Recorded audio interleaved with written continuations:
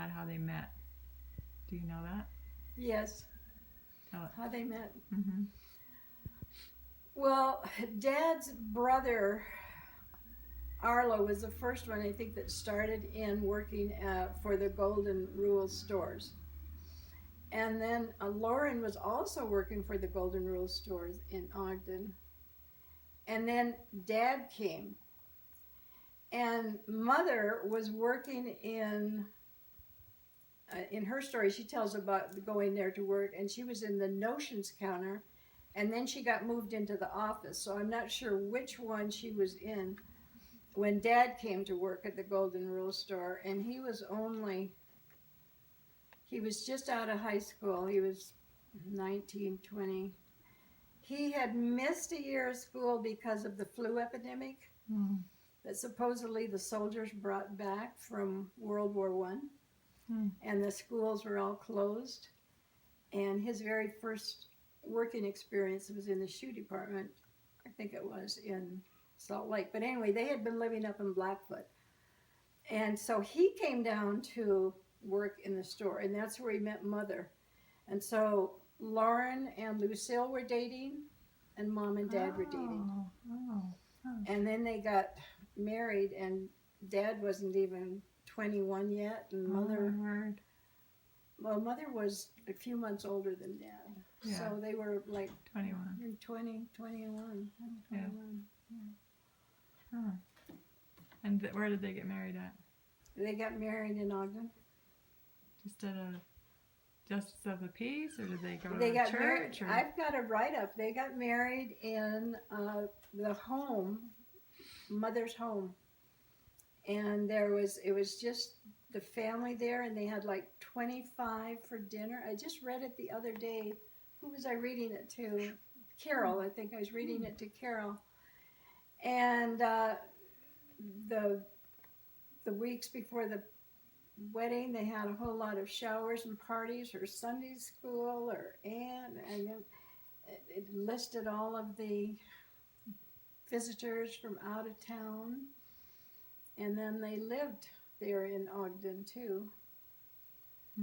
And then when Mom's dad went on the mission, they moved into his house, and at that time the wife of her mother's brother had died, and so they had Mildred and Harold and her brother Carl all living with them too. And they got to drive Dad's car while he was gone. In fact, I think that was the first car that they bought, actually. Did Mildred and Harold and whoever else you say, did they come to live with them before any kids were born, or was Dick born at that time, or how did that work? Well, Dick might have been a baby that year, yeah, when Father Eric went on a mission. So anyways, yeah, she had baby Dick, and she had Harold, and then Carl died. How did he die, and what time did he die? Because then when they got transferred to Evanston, Mildred went to live with Rika, and Harold went to live with Mom and Dad in Evanston. Oh. Was there a store in Evanston? Is that why they went there? It was the Golden Rule store, and they got Rule. transferred there. Okay. And then Harold tells this in his story. He said when Marilyn was born there. It looks like Mother would come back to Utah to have her babies and then go back. Well, of course, you know about the terrible peanut nut experience with them. Mom's got a little tissue on your face. Oh, yeah. Anyway, Harold tells about he loved living with the family over there in Evanston and being a part of it. And when things got bad, and the way David remembers this is he says he remembers that they were beginning to fire people from the Golden Rule store, and Dad was worried about losing his job, and there was only going to be a position for either him or his best friend Vince Ord, who worked there with him. And Rika wanted them all to come back to Ogden. And so she coaxed them to come back, and evidently, according to David, Dad decided that one of them was going to lose a job, so he would go to Ogden and work with Rika's husband in the butcher shop. And so that's where they were, and Harold said he was still living with them there, and he loved living with them. Dad was not happy working in the butcher shop. And I was born there. That's when I was born there in 1933 in the height of the Depression. And things were so bad. Mother tells that Ellen took care of the children while she was in the hospital. D Hospital, $25 it cost to have a baby. And she says that Ellen was so thrifty that she could make wonderful soup out of the peelings of the vegetables. She remembered that. And while I was a baby, Lauren had this opportunity to manage a Carl Johnson store in Miles City. He had been living, I think, in Billings or Great Falls, one of those places up there. And they were going to open another store in Glendive. Evidently, they had bought out the store that was there, Carl Johnson, and they needed somebody to manage that. And he asked Dad if he would come. I was about, well, at the time he went, I was just a little over a year. He went, and they were both real excited about it because they were not happy there working in the butcher shop. And she said their rent was $20 a month, and the house was not too great. So Dad went to Glendive, Montana, and then Mother came later on the train with all of the children. And I was 15 months old, and she says that I entertained myself by taking my shoes off and on. And I remember the train ride. you remember the train ride? Tell about the train ride. Well, I just remember the booth we were in, and the porter would come in at night and pull down the top, and somebody could sleep up there and somebody could sleep down below. Yeah. And I think we all got in those little spaces and Slept. slept. Oh, and one thing Harold mentioned in his story is that when the Andersons all moved to Glendive, they decided that he should not go, but he should stay there and finish his schooling in Ogden, and so he went to live with Rika. But he said he really liked living with their family. And Mother says when she stepped off the train, she said it seemed like she was just at the end of nowhere.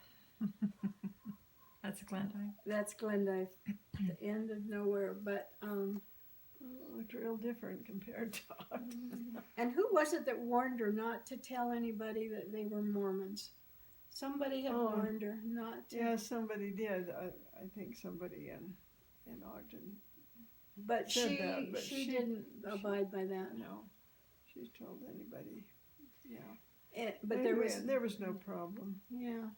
But she tells about when the missionaries came and told her that somebody else from Utah with Utah license plates was moving into a house, and she went down there to meet him. And the lady who came to the door first, she said she didn't know why, but she just sort of had a disappointed feeling about it, because she thought she was so excited to meet a friend from Utah.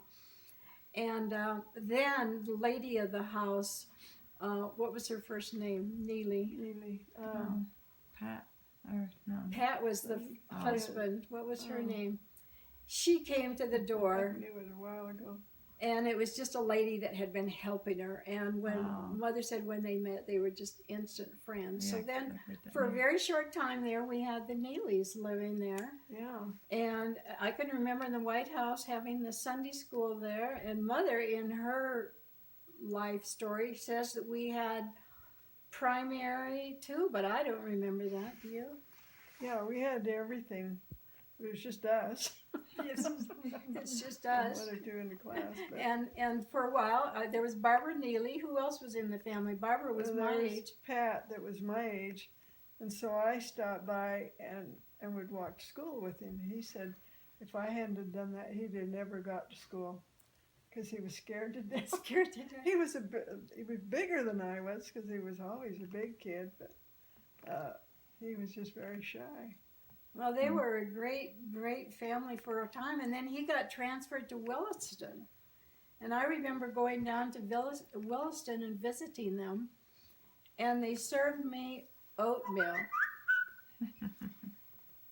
And it had lumps in it. And I've never been able to eat oatmeal since. Oh, really? No, that ruined me for oatmeal. It's funny the things that you remember as a child.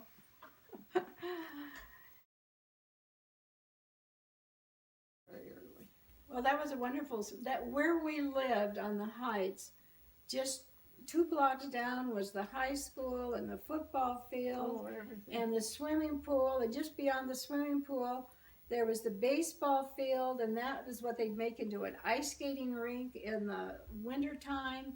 And we had a wood house there that had a stove in it and wood, and the kids would burn fire. There was no supervision of this at all. But nothing ever happened. But yeah, they'd flood it every year for this wonderful big ice skating rink. Yeah, it was a wonderful place to grow up. Yeah. Oh, and then It was Jeanne, all free. where we went hiking out in the Makashiko or Makashiko, Makashika, however they called it. Yeah. Oh my gosh. It was Sugarloaf. That's what the place was that we remembered where they built the church later, Sugarloaf. But Okay. we would hike. We'd be gone all day. Our mothers never knew where we were. Just Pack a lunch and Solid be lunch. gone. Oh, it was a wonderful place to grow up. And when the train would go by, our beds would, you could feel it.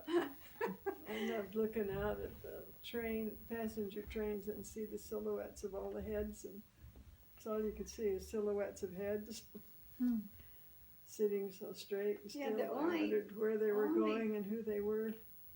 The only bad things, was it your friends that were, some of your classmates that were playing on the train Mom, trestle? And Oh, she's told that horrible story. yeah.